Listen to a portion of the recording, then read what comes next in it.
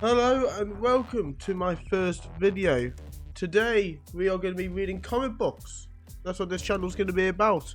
I have got another channel, gaming YouTube channel, but one of my other passions that I love doing is reading comic books. And today we're going to be reading Uncanny X-Men 1963 issue number 1, which is the first comic appearance of the X-Men. So that is going to be exciting, yeah, because it's history. You know, I've got this comic, it weren't cheap, and it's good shit. So let's get into this. And here we are with the first panel, so let's get reading.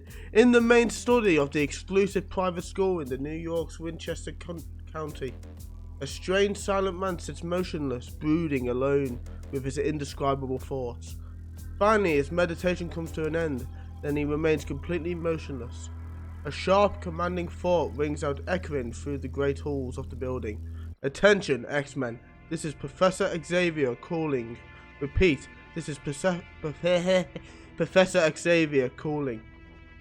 Don't know why I'm saying Xavier, just says X. You are ordered to appear at once. Class is now in session. Tardiness will be punished. Look at that, he's a bit more strict, this guy. Never within the memory of man was there a class such as this. Never was there a teacher such as Professor X, and never were there students such as the X-Men. Cyclops, present and accounted for, sir. Angel reporting, sir. Iceman, right on schedule, sir. The Beast is here, sir. So this was the original group of the X-Men. You know, it wasn't Wolverine and all that. They come later on.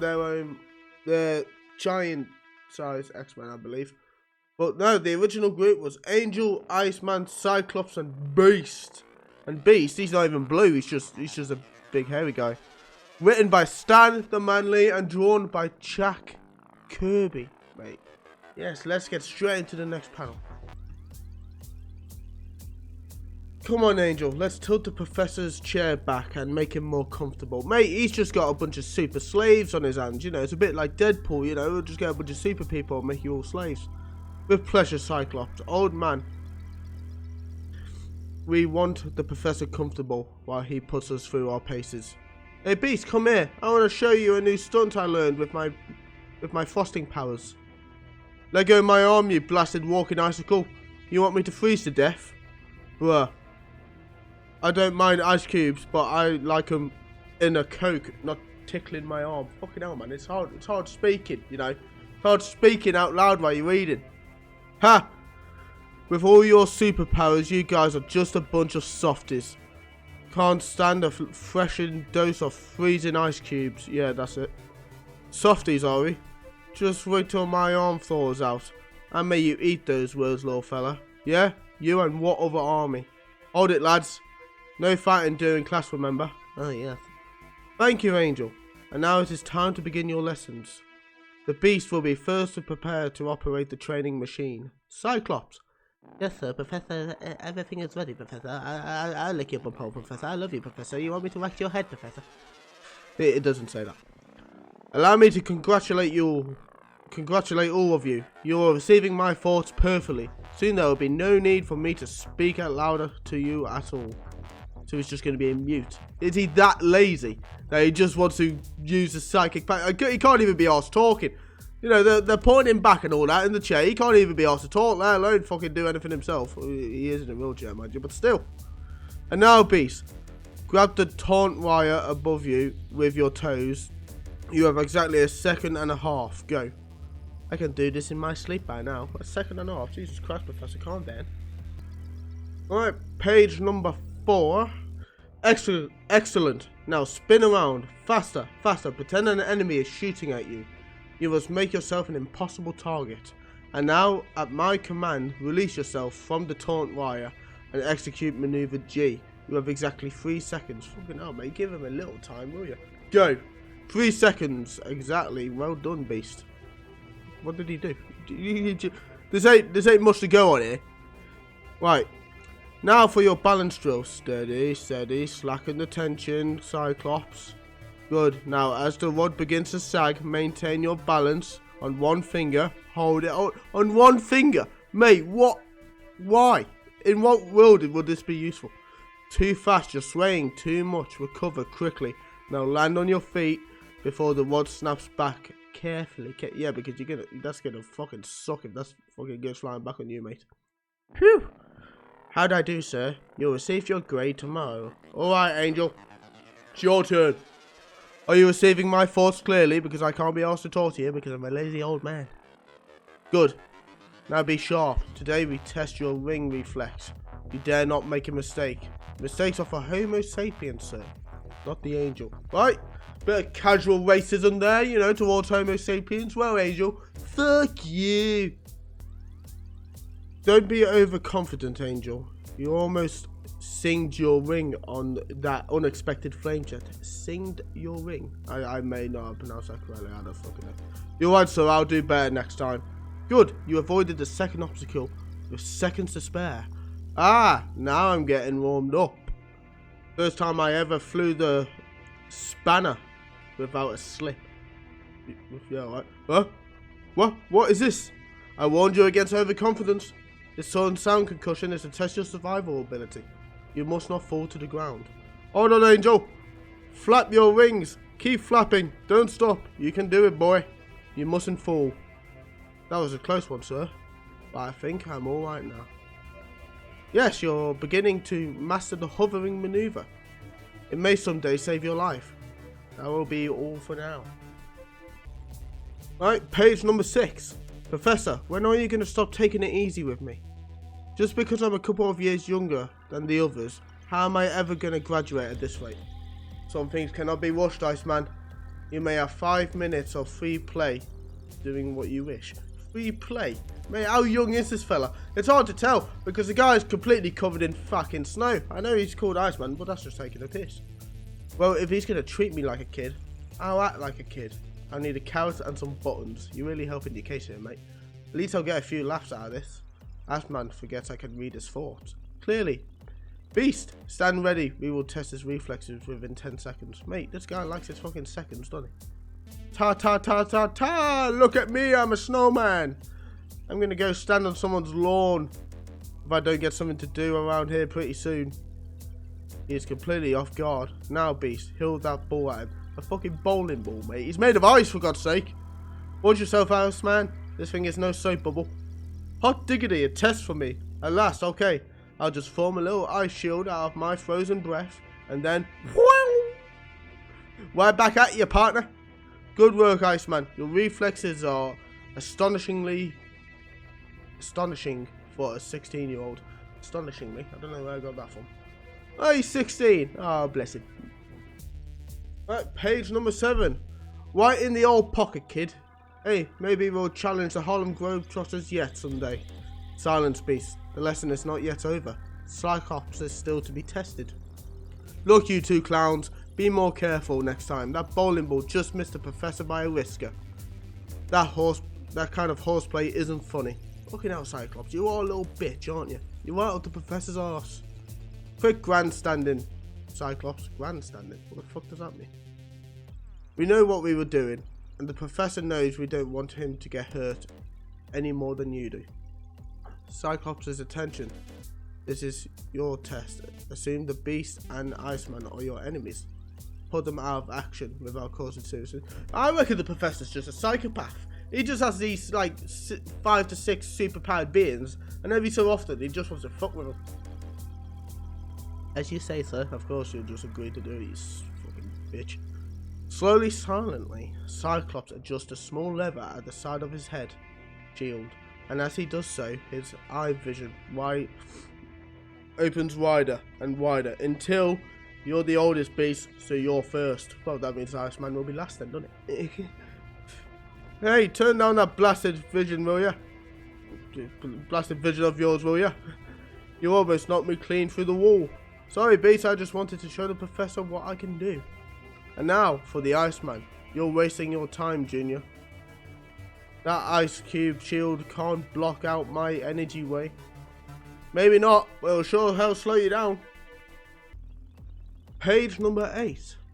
Hey, that's not fair. You're opening that cotton-picking visor of yours wider. Iceman, for that kind of career, we're training for. There's no such thing. There's no such word as fair. Get the words out, you spaz. Now, protect yourself. My energy beam is smashing through. This is one day I should have stood in bed. Stood in bed? Stood? Why would you stand in bed, mate? What are you standing on your bed for? I think that's meant to say stand. I think that's maybe a typo. Okay, turn that blamed beam off, will ya? Blamed. Angel, Beast, join Iceman, try subdue Cyclops. Thanks, Professor. I could use a little help. It is not for your sake alone, lad. A few minutes of rough housing is good for all of you. To help you let off some steam. Then suddenly, minutes later, a sharp, commanding thought pierces the brain of each of the 4 rampaging youths. Enough! The lesson is over. We must turn our energies to different matters. Return to your places at once.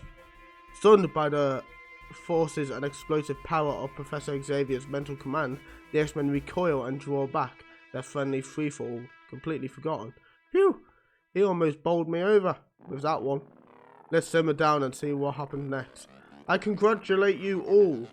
You have mastered reading my thoughts perfectly, and now I shall return to normal speech communication. Fucking weirdo. You may be interested to learn that at this very moment I sense a taxi approaching our main gate. Within that vehicle is a new pupil, a most attractive young lady. Now, I know the controversy with this panel, because I believe he's talking about Jean Grey, and she's supposed to be like, what, 15, 16, and he's just described her as an attractive young lady. Bit sus, I'm not gonna lie, but he does look a bit like that guy from that famous pedo catcher video, you know. I'm gonna lose my job. That's what Professor's gonna be saying in a minute. I'm gonna lose my job. Right, page number 9. Let's get into this. You're right, sir. Wow, she's a real living doll. Okay, maybe they're all a little sus. We'll see as the panel goes on. A redhead. Look at that face and the rest of her. Jesus Christ, mate. They're all a bit thirsty here. How long have they been at this school with this old man? All of a sudden, I'm in no hurry to graduate from this place. A girl, big deal. I'm glad I'm not a wolf like you guys. I'm glad too. Who needs the extra competition from Iceman? I wonder what superhuman powers she possesses. She looks normal enough. Well, let's go in and change, so we don't scare her off when she first sees us. Come in, my child. I am Professor Xavier. I am glad you received my message. It all seems so strange, Professor, and so mysterious.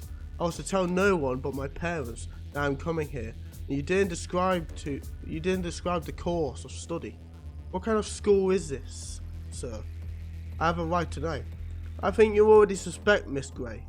You see, I can read your thoughts quite clearly, and I know all about your unusual talents. You, Miss Grey, like the others 4 students at this most exclusive school, are a mutant. You possess an extra power, one which ordinary humans do not. That is why I call my students X-men, for extra power. I always come to believe that the X stood for Xavier, you know, Xavier's men. But, you know, this is the first issue, so a lot of things are going to be changing. And here they are. Now, allow me to present them to you. From left to right, we have Hank McCoy, known to us as the Beast. Bobby Drake, nicknamed Iceman. Slim Summers. Slim? Who the fuck's Slim? I mean, he is quite slim. I mean, look at him. I mean, what's he dressed as? Okay, you know, it's first issue. Our human Cyclops and Warren Worthington, the third, who is called the Angel. Boys, this is Miss Jean Grey. She will be known as Marvel Girl. Marvel Girl. Okay. Alright, page number 10. How come he's calling you Marvel Girl, Miss Grey? What power do you have? She has one very obvious power. The power to make a man's heart beat faster. You guys are extremely creepy. You know, I mean, I can't blame you, because you spend all your time sat in a mansion with a creepy old guy in a wheelchair that make you fight all day. It's gonna mess you up, I reckon. You know something, Warren? If I had your line, I'd shoot myself. Yeah, whatever his name is, Bobby Drake. Good man. You'll learn more about me in time. About me, boys, in time. I fucking mess that up. But she's loving it, mate. Look, she's just stood there like, you'll learn about me soon enough, boys. Well, no time like the present. Come on, Slim. Bring the little lady a chair. Hank, I'll bring her the whole room of furniture if she asks. Jesus Christ, you're a bunch of bloody simps. That's really not necessary, Slim. The chair. It slid out of my hands.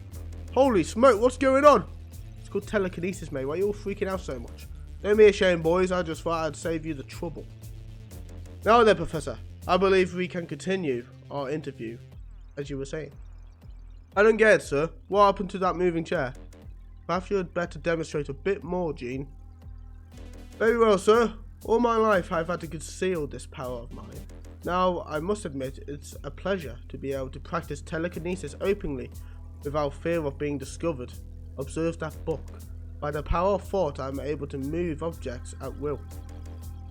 But it gets boring after a while, so I'll return the books like this. Page number 11. Thank you, Gene. And now let me tell you more about my school. I was born of parents who had worked on their first A-bomb project. Like yourselves, I am a mutant, possibly the first such mutant. I have the power to read minds and project my own thoughts into the brains of others. But when I was young, normal people feared me, distrusted me. I realized the human race is not yet ready to accept those with extra powers.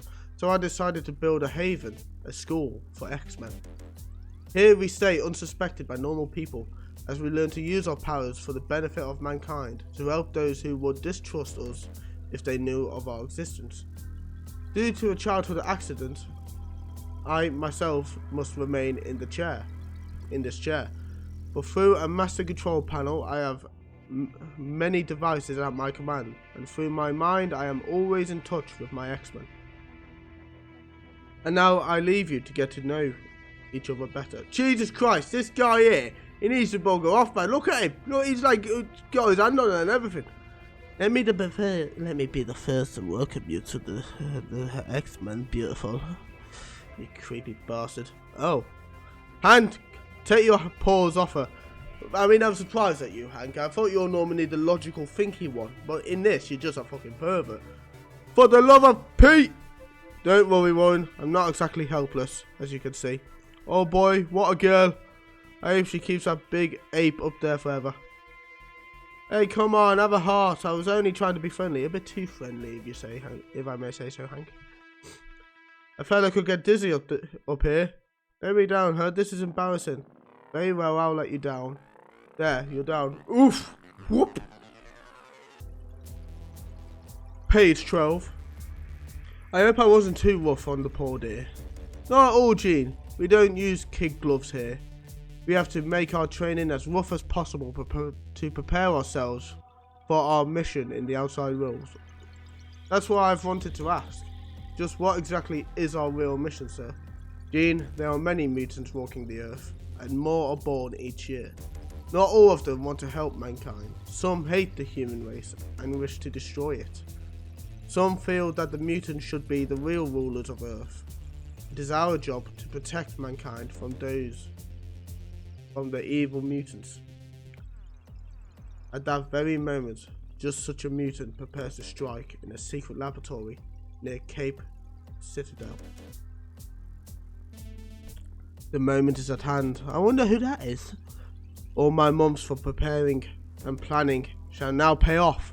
The human race no longer deserves domain over the planet Earth. The day of the mutants is upon us. The first phase of my plan shall be to show my power to make Homo sapiens bow to Homo superior. The mightiest rocket of all is about to be launched. Using maximum security precautions, the government feels nothing can prevent its successful flight. But here, miles from the launching site, I, the miraculous Magneto, alone shall make a mockery of their greatest effort. Oh, Magneto, you little rascal, you always try to destroy the human race. Silly bugger. I can feel the irresistible waves of pure magnetic energy surging through me. Now, by exerting every iota of power, I can direct that energy upward and upward until it strikes the speeding missile, causing it to change direction, to falter, to lose altitude, to be completely, irrevocably destroyed. General, every phase of the launching was A-OK. There can only be one explanation. The bird was tampered with. But now even a microbe couldn't have penetrated our top secret security measures. The next day, the shocking news is transmitted to a startled public. Incredible, it's almost as though a destructive ghost is running amok at the Cape. Extra, extra, read all about it, another missile fails, extra, extra. But the worst is yet to come. Later that afternoon, at the heavily guarded fence surrounding the launch site, keep that gun steady. Why are you quivering that way? We're not, sir. We're not doing it, sir. It's moving by itself. Suddenly, like a living thing, the machine gun leaps into the air, spins round and begins to fire wildly in any direction. Run for cover! The gun is out of control! Jesus Christ. Page 14. You know what, this is kind of fun, making a YouTube video while I'm just reading comics. It's kind of fun, you know. Except now I have to read to public people, which is a little hard. Normally you just do it in your head.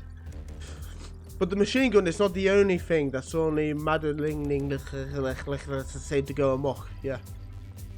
Run! The tank is moving by itself! Gangway?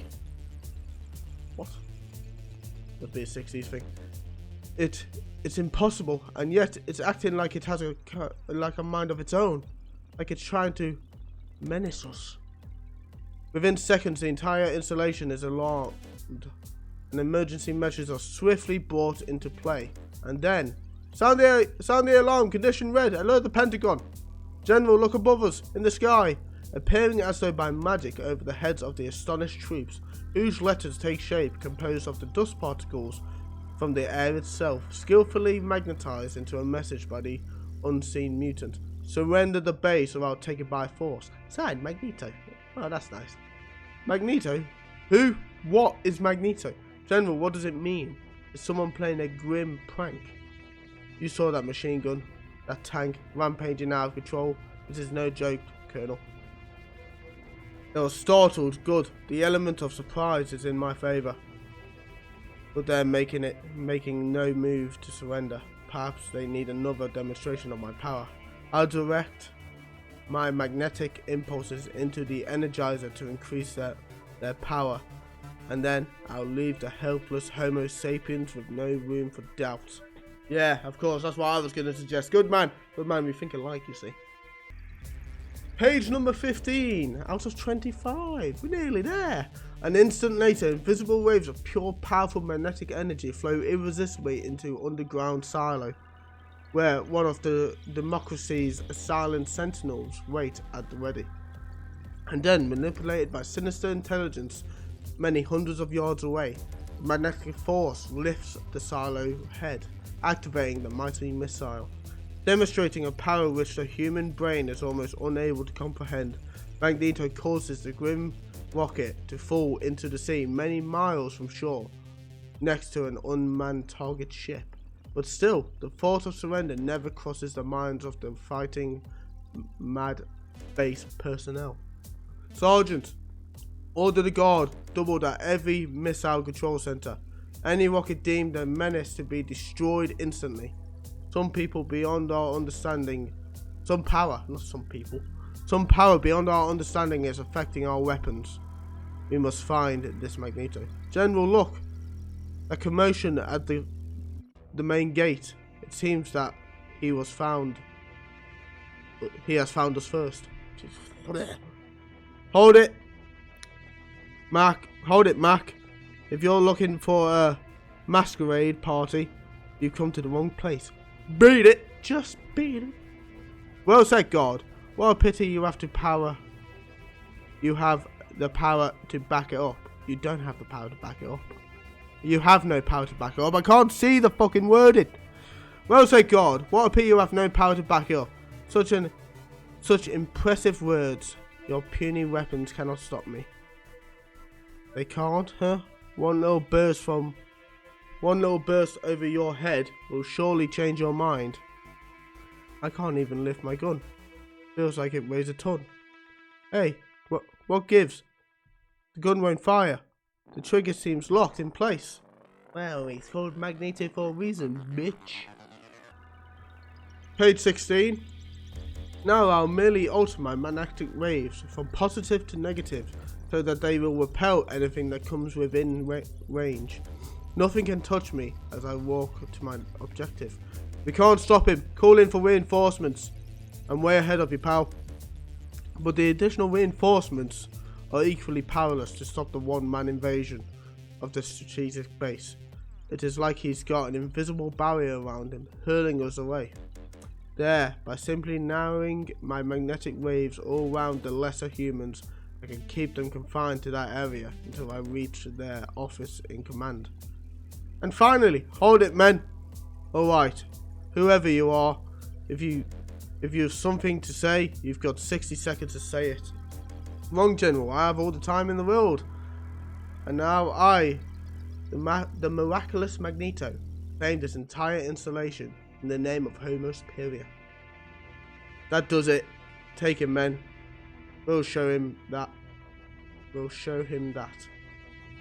We'll show him what? We'll show him that. He didn't get to finish his sentence, did he? What's that? We can't move out of this small area. It's like we're being encircled by an invisible living fence. That living fence, as you call it, is a symbol of my greatest power. It is a mighty shield of magnetic energy. And so I have now accomplished my first objective, gentlemen. Cape Citadel is mine. Oh, we're back to Xavier's mansion. And they're getting the outfits on. Meanwhile, in a dormitory room at the world's most exclusive private school, Jean Grey is absorbed with her reflection in the full-length mirror. The reflection which reveals the new Marvel Girl. Whoever designed this uniform could have given Christian that name and one for his money. Really? Doesn't look that great. Where did the new doll go? Oh, there she is. Hoo-wee. Looks like she was poured into that outfit. Mate, will you just give it a break? I mean, she's like 16, for God's sake. You again, honestly, can't a girl have privacy around here? Easy, gorgeous, we were just passing by. Don't go getting mad. Oh, man, I don't blame her for getting mad. Suddenly, the youngsters' bantering is forgotten as a sharp commanding thought registers in the brain of each of them. Attention, X-Men. This is Professor Xavier. Report to my study immediately. You have 15 seconds. No excuses will be tolerated. 15 seconds? Mate, has this guy never heard of the timescale of a minute? It's always seconds with this fucker. Jesus Christ. It's amazing how fast he wants others to be, considering he can't fucking walk. Exactly 15 seconds later, I command you all for your punctuality. The speaking out loud, that means it's important. No, it just means he's not being a lazy cunt today. I've just heard a bulletin on the radio which concerns you. I never saw the professor like this before. So grim, so intense. A crisis has occurred at Cape Citadel, which leads me to believe the first of the evil mutants has made his appearance. This will be your baptism of fire. You are to go to the Cape and defeat him. Yabo! Action at last! Gang away! Cape Citadel, whatever the menace is, it must involve our missiles. Wonder who the mutant baddie is. I can't get ready faster than the rest of you. All I have to do is ice up and put my boots on. Mate, why are you just made of snow, man? I know you're Iceman, but that's just taking the piss. Page 18. Sorry if I'm a bit stuffy. I'm on the back end of a flu, you see. As for me, it'll be a pleasure to get out of this harness I have to wear. Having a pair of rings can be more trouble than you'll guess. These restraining belts. Oh, Jesus Christ, my nose. Oh, sorry. These restraining belts of mine keep my rings from bulging under my shirt, but after a while they feel like I'm wearing a straitjacket. That's more like it. Now I feel like myself again. Now the angel is ready to spread his wings and fly. But the time has not yet come for the angel to fly. Instead, the band of superhuman teenagers are driven to the airport in Professor Xavier's specially built Rolls Royce with its dark tinted windows. Boy, it must have taken a heap of green stamps to buy a Charlotte like this, Adam. No joking, please. Concentrate on your mission. Review your powers. Your foe is certain to be highly dangerous. Minutes later, in the Professor's remote control private jet, the X-Men and Marvel Girl are ringing towards Cape Citadel at nearly the speed of sound. You mean Professor is guiding this plane from the ground by force, impulses? It's unbelievable. It's unnecessary. Hasn't he heard of a pilot? Look, doll, when you joined the X-Men, you realised nothing's impossible. Mate, you freaked out when she moved the chair. What you on about? A short time later at the Cape, cease firing, introduce us. We haven't anything in our arsenal that'll penetrate Magneto's magnetic force field. To all intents and purposes, he's in full control of the installation, while we're on the outside looking in. With due respect, General, I represent the X-Men. Perhaps we can help. X-Men.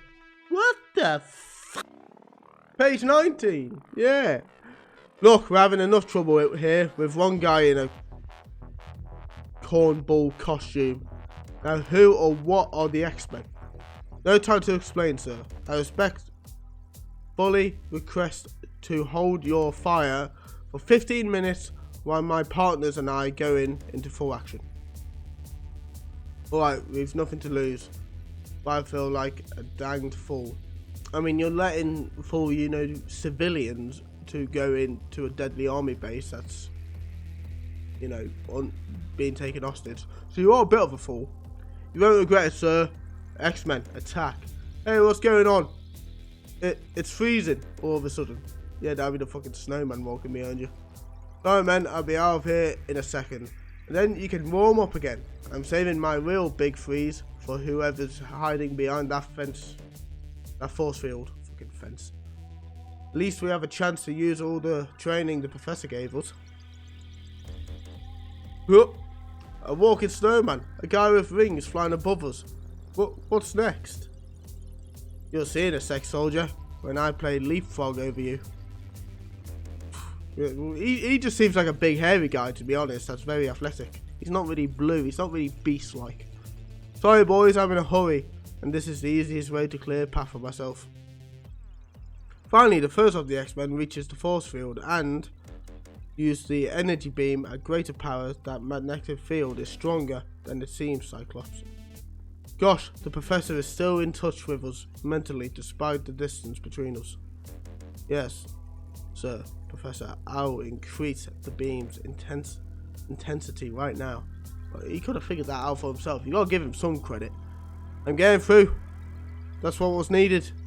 And naturally, a natural counterforce to battle the unnatural magnetic force. And now I'll switch to maximum power. I can only maintain this pressure for a few seconds, but I did it! Yeah! He did it, man! Behind the force field, the natural energy feed back weakens the startled Magneto. Some power is attacking me, some power as superhuman as my own. I was staggered because I was unprepared for any such onslaught, but now that I'm forewarned, I can defeat any foe, no matter how superhuman he may be. But Magneto is too soon to learn that he was more than one foe to contend with. He has the fighting band of the X-Men. Said the one thing there. Cyclops almost knocked himself out, but he got us in here. Now let's prove we can carry the ball. Look sharp, X-Men. You are facing a dangerous enemy. Now I see my antagonists. 5 costume youths. Surely all their powers put together can be no match for mine. but I will let the base's hunter missiles do my fighting for me. They will hunt the 5 down, attracted by their body heat. Ah, but Iceman has no body heat. So what are you thinking there, bitch? And so, at the press of a button, Magneto unleashes 5 of the most